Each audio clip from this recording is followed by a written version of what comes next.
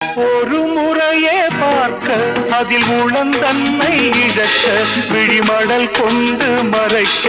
என் மனம் கொஞ்சம் கலங்க மாதவள் சிரிப்பினில் மாதவன் கலைந்தது ஏனோ